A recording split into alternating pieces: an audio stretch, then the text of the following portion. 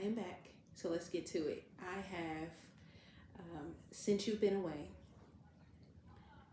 since you've been gone, I've grown older. I don't say much about it. I bury grief in silence. Let time make me colder. Only now, writing this, I feel it rise, spilling over too much, too fast. I hid your pictures, tossed old yearbooks as if distance could soften memory. This why it took me so long. Okay, as if distance could soften memory. Bring, sing, leave your love. I never held sibling love the same way after losing yours. Hug, big hug, warm hug, the kind I ache for still. Since you've been away, so if you've already read the book, you've already gotten on there, right, and pulled it up on Kindle or your iPad or your phone, or you bought the copy of it, then you know towards the end of the book, I'm putting Since You've Been Away. That was sang by, oh my goodness, I can't, it's by this is affecting me. Give me 1 second. Okay. Diana Ross. And I listened to that song for so long. I even explain it at the end of the book, the song and everything that goes along with it there, so you can read it there. But since You've Been Away is the title of that song, and that song is really what carried me through in the later years. And my mom had this record player in the basement. So since you've been gone, I've grown older. Of course, that's definitely I am older since then, but it says I don't say much about it, and I don't. For many years, I haven't brought up having the death of a sibling at all. And, you know, I have had relationships where people would talk about their loved one, their mom, their dad, their brother, their sister, and it's a simple thing for them, but this was a really hard transition for me, especially coming into adulthood. I bury grief in silence, let time make me colder. And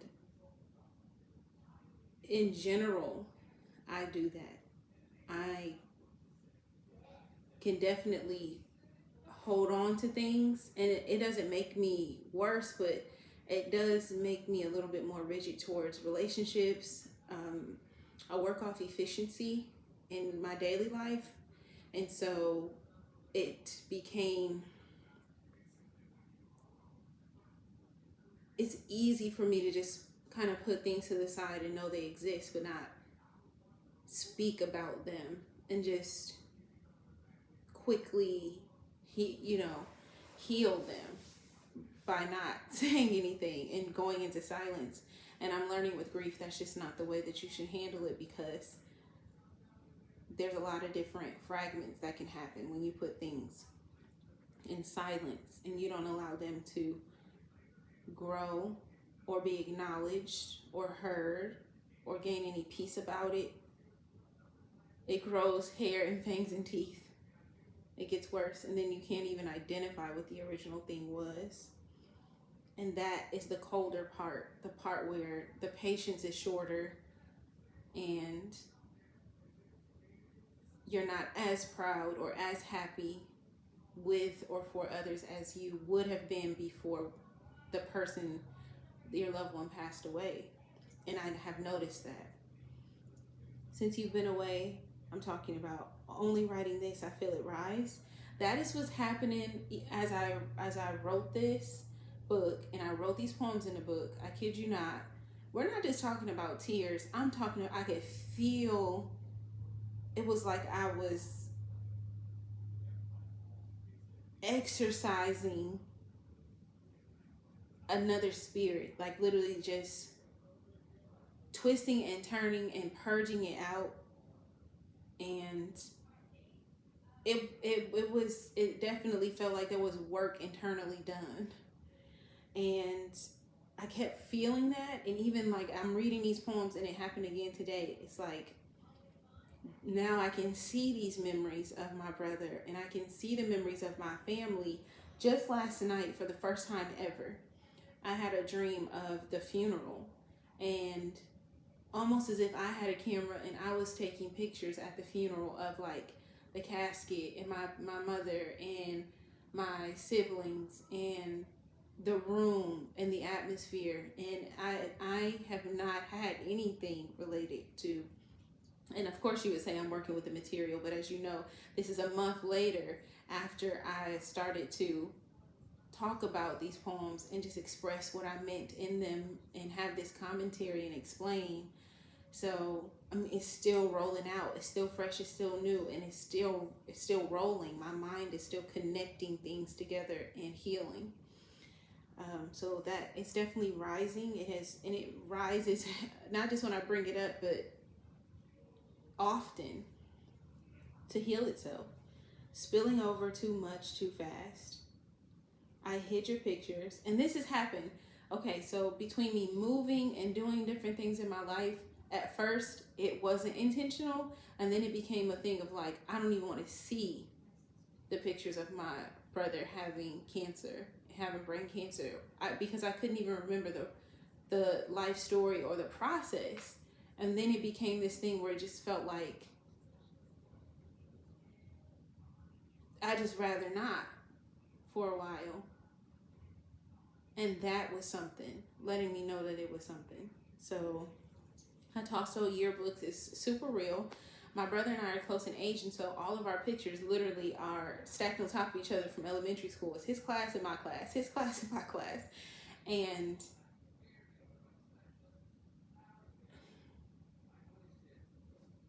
it was other factors surrounding that, but the mainstay was just like, I don't need to remember this like this.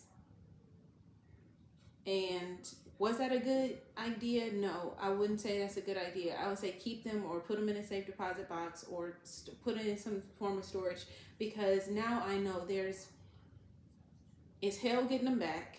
And not only that, later on, you don't know if you're trying to put the pieces back together and now you don't even have any information or at least photographs. And that's no good, no bueno, right? As if distance could soften memory. Yeah, I thought time would make this easier to deal with. Now, obviously, when I'm 9, I'm not thinking that. It's just I'm frozen. And then it builds numbness over time. And then now I'm like in this space of like, it should be easy. And that's not true. Now I know that's not true as an adult, and then going through my 20s and doing my thing and living my life. That is not true. Things don't just soften. Like I said, they grow hair, they grow teeth, they grow fangs, and then you're trying to get back to, what was this originally that's kind of on my back? I don't even know what it is. Bring, sing, leave your love. So I'm saying, in general, people surrounding us, bring their love, communicate it to us. Spiritually, I'm saying this because obviously I know my brother is at rest, but whatever love he can communicate through resting or the ability through spirit to give me and bring me peace, I'm accepting that. And leave your love. So obviously he's gone physically, but I know even through this book, there's love to spread out across the world. And I know that there's healing that has to be done in a lot of these types of relationships. And I'm saying types because it doesn't matter if you're the older sister, the older brother, the stepbrother, the step cousin, anyone that's around it has the fragments of this grief is debilitating. And the more people that are around, the more fragments there are, and the more people need to be taken care of. I never held sibling love the same way after losing yours. And the truth is, my brother and I were just really close because we're close in age. And so me and my older sister, that's a step above me, we were close, but we weren't the same. And of course, you would know that for anyone that passed away, you're not going to be the same. But as far as my siblings, I don't have the same relationships with my other siblings as I deal with my younger brother, just based off our closeness. And even my siblings that I grew up visiting, I grew different relationships with them as well. Hug, big hug, warm hug, the kind I ache for still. You know, when you're a kid, you don't really, you hug, but a big hug and a warm hug, those are totally different things. And you don't really do that with your siblings when you're younger. You hug them and you kiss them and you high five them, but you don't really feel like you're gonna lose them or they're going anywhere. That's not real to us. And I ache for that. And I don't say I wish for it because it's all in God's will, but it does come down to I long for just like that long, warm, big hug. And in the real world, you know, if we're talking about that, it is weird to say you want that, but that person doesn't exist. And that longing goes with since you've been away, because I've always been longing to, you know, you just want them to pop up somewhere and just be here, and they're not. They're just not. So that's since you've been away. And again, I'm Crystal, and I've authored 31 Days of Michael. That's currently on Amazon and will be. And get it, read it, enjoy it, heal from it, grow through it. If you have these type of relationships or you have any forms of grief. All right.